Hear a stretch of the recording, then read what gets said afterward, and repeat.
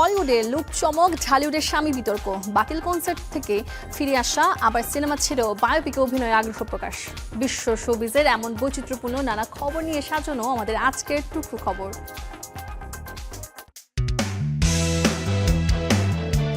পপির অভিনয়ে ফেরা না ফেরা নিয়ে প্রায় কথা ওঠে।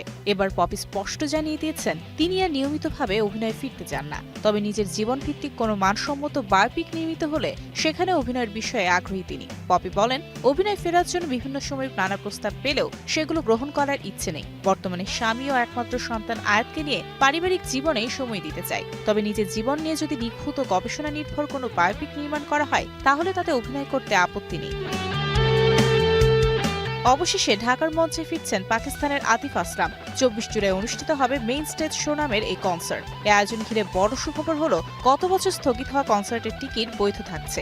আয়োজক প্রতিষ্ঠান মেইন স্টেজ ইনক জানিয়েছে, গত বছর যারা টিকিট কিনেছিলেন কিন্তু রিফান্ড নেননি তাদের নতুন করে টিকিট কেনার প্রয়োজন হবে না। গেল বছর 13 ডিসেম্বর ঢাকায় আতিফ আসলামের কনসার্ট অনুষ্ঠিত হওয়ার কথা ছিল।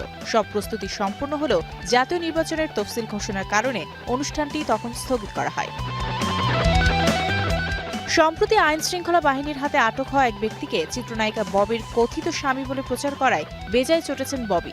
চ্যালেঞ্জ ছুড়ে দিয়ে বলেন, কেউ স্বামী হিসেবে প্রমাণ করতে পারলে যা চাইবে তাই দেবেন। ববি বলেন, সাংবাদিকতা মহান পেশা, কিন্তু কতিপয় মানুষ এই পেশার নৈতিকতা ভুলে ছোট স্থানে নিয়ে যাচ্ছে। আরও জানান, কথিত স্বামীর খবর দেখে তার মা অসুস্থ হয়ে গেছেন, তাকে বারবার বোঝাতে হচ্ছে এগুলো ফেক। এদিকে ববি আসন্ন চলচ্চিত্র শিল্পী সমিতি নির্বাচনে শিবা শানু জয় চৌধুরী প্যানেল থেকে অংশ নিচ্ছেন। হলিউডের অ্যাকশন কিং হিসেবে পরিচিত অভিনেতা টম ক্রুজ এবার হাজির হচ্ছেন একেবারে ভিন্ন অবতারে। নতুন সিনেমা ডিগারে নিজের দীর্ঘদিনের স্মার্ট ও সুদর্শন ইমেজ ভেঙে রূপ নিয়েছেন টাকমাথা, পরিপেট এবং অদ্ভুত স্বভাবের এক ব্যবসায়ীর চরিত্রে। সিনেমাটি প্রথম ঝলক প্রকাশের পর থেকেই সামাজিক মাধ্যমে শুরু হয়েছে ব্যাপক আলোচনা। নেটিজেনদের অনেকেই বলছেন এটি হতে পারে টম ক্রুজের ক্যারিয়ারের অন্যতম সাহসী ও ব্যতিক্রমী চরিত্র।